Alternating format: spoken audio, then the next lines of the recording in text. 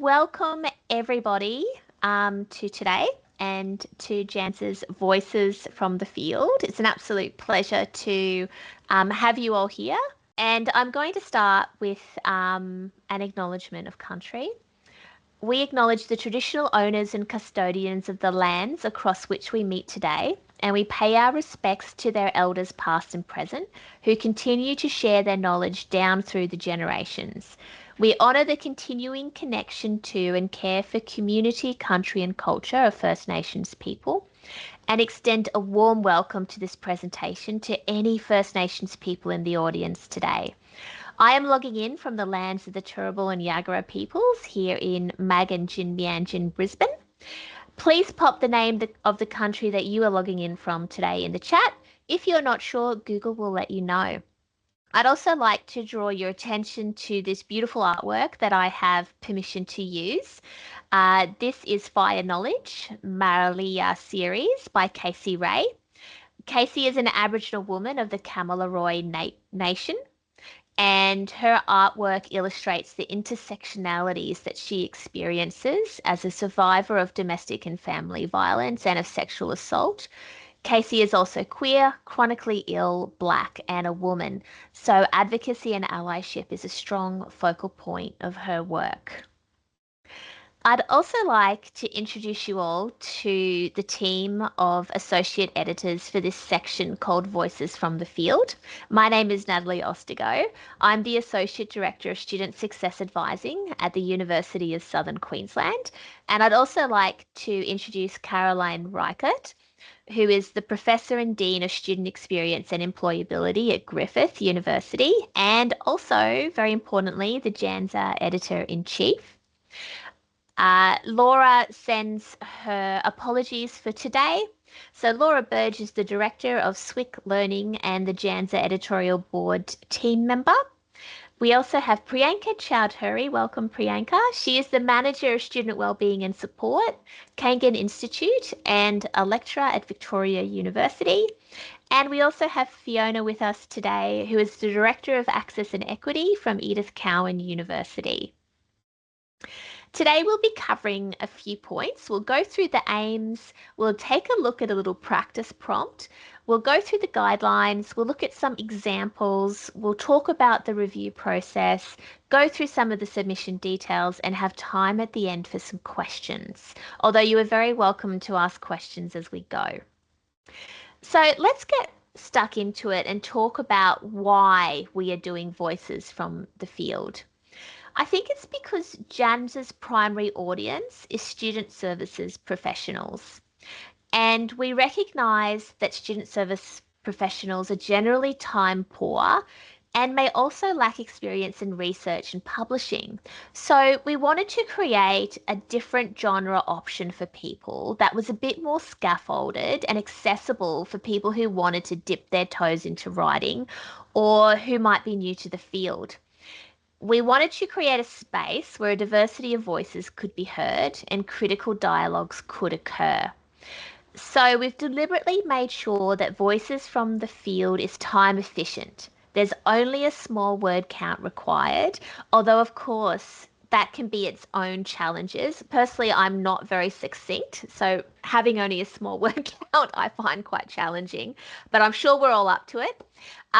There is no experience required. There's no lengthy peer review process, and we won't be filtering your voice. We'll only be doing a light editing over the top for clarity. This is really meant to be about confidence building and providing a really scaffolded venue for everyone. And this aligns with our aims and focus for this section. We want it to serve as a platform to feature a broad diversity of perspectives, ideas, reflections, and opinions on key topics and emerging issues. And these are ones that are going to be relevant and timely as they relate to student success, engagement, and well-being in tertiary education. And as we all know, this space is moving so quickly this year. We're hoping to support the emergence of new voices from the field who might not normally be represented within traditional forms of academic publishing, or who may not have the time or interest in interest in working through a lengthy peer review process. So, who can contribute to Voices from the Field? We want to warmly welcome submissions from first-time authors, emerging practitioners, people with lived experience in the field. You don't have to be an experienced practitioner, but you absolutely can be as well. If you have a story, idea, or a reflection about student services, we really want to hear from you. Individual and group submissions are welcome from students, professional staff, academic staff, third space practitioners, and external partners. So basically, everyone is welcome. So what are we going to be asking you to do, basically? Well, your contributions can be written or visual. Written submissions are 75 to 150 words. Citations are absolutely optional. You do not have to have them. If you do decide to include them, please use APA 7 for your in-text citations, and also please include the reference for us as well, because we will be collating all of the references at the bottom of the journal article. Visual submissions should be no more than a third of an A4 size in high resolution or vector format. If you're not sure what that is, please get in touch with us and the amazing Nina will help you to figure all of that out. I'm just going to volunteer her there. As for tone, keep it pretty informal yet meaningful. Submissions can be practical or reflective or aspirational or provocative or all of those things together. You can think about grounding them in personal experience or innovative thinking, but make sure they're always going to be constructive and respectful. You may decide to share your background, role, or experience, and that can be helpful because it would give us, everybody who's reading it, some context into your insights. And the focus should very much be related to student success, engagement, or well-being. It could include things like reflections on programs or initiatives, challenges, opportunities, personal experiences, or new ideas. So, Voices from the Field is inspired by a model which was developed by Professor Alison Cook-Sather and was launched by the International Journal for Students as Partners in May 2021. Cook-Sather created a space to share a diversity of emerging ideas, opinions, and perspectives on important questions about partnership work.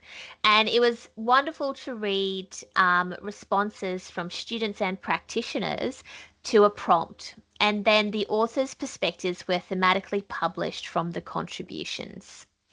So, what I would like to do is work through a few examples with you so that you can kind of get a sense of what submissions might look like. So these came from the first journal article, and you can certainly look through that journal article if you would like some more examples. So the prompt was, over the next 3 to 5 years, how might students as partners work develop in a wider variety of contexts around the world and feature a greater diversity of experiences and voices?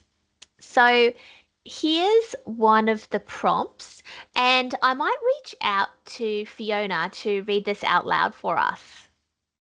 Sure, thanks, Natalie. There is an emerging scholarship that seeks to engage with diverse voices in students as partners practices. For students as partners, theorisations and practices to be truly inclusive, they need to bring missing students' voices from non-Western backgrounds to the forefront. This matters for students as partners scholarship because the absence of global voices leads to universalisation and dominance of Western ideas. It prevents students as partners from representing culturally relevant decolonised practices. It's from Bindra et al. 2018, page 11. International students from the Indian subcontinent form a large student population in knowledge economies. These students come from diverse educational experiences, some of whom may not have experienced collaborative teaching and learning in their home country. Understanding their experiences matters as their voices have so far been underrepresented. The inclusion of these voices can bring new insights into how these students perceive and receive partnership practices. That's from Preeta Vayada, a student from India studying at the University of Queensland, Australia. Thank you so much, Fiona. So let's break this down, and this is going to be the English as an additional language teacher in me. Okay, so stick with me here. So the first sentence of this submission is what we would call a topic sentence. It's a sentence that generally describes what the submission is about. The second sentence describes the overall perspective of the writer and why that perspective is important. They've included a citation there, and again, those are optional. They then follow up with the author's opinion, which is really clearly stated, and then finishes up with a concluding sentence that summarizes the main idea of the submission. So, overall, this is a really logically structured response to the prompt. It's quite beautifully written. But it's also not the only way that a response could be written. So, let's take a look at another example. And I will quickly read this out for everybody. I was first introduced to the Students as Partners ethos when I was tasked with developing a student governance framework at the University of the Sunshine Coast in late 2017. I incorporated this ethos from the ground up and partnered with over 80 students throughout the development and implementation phases. 3 years later, the three-tiered model is fully established and highly regarded by the USC executive. The structure is comprised of 16 student-led groups made up of 142 diverse and fully trained student reps. Throughout 2020, I have had the pleasure of seeing the plan come to life, and each time I see the student voice amplified and manifested in action, I am reminded that climbing Einstein's ladder, 1969 and 2007, truly is possible. Donna Thompson, Professional Staff, Australia. So if we look at breaking this one down a little bit, you can see that it's really quite different from the previous one. It's also really well structured, but it also highlights a more personal response to the prompt. It begins by explaining the author's context and then goes on to describe an innovative process that they put in place. It includes some really explicit outcomes, which are lovely because that really grounds the work. And then it ends with the author's perspective, which is really optimistic and lovely. So I think this is another great example of what a response might look like. The final example I have to show you here is one that includes how a visual could be incorporated, and it also includes a rationale. So, Priyanka, could I please call on you to read out this rationale for us? Sure. Thanks, Natalie. The creation of a visual analysis, Flowers of Hope. Partnerships among students and professors in higher education are integral for deepening knowledge, developing expertise, and creating innovative scholarship.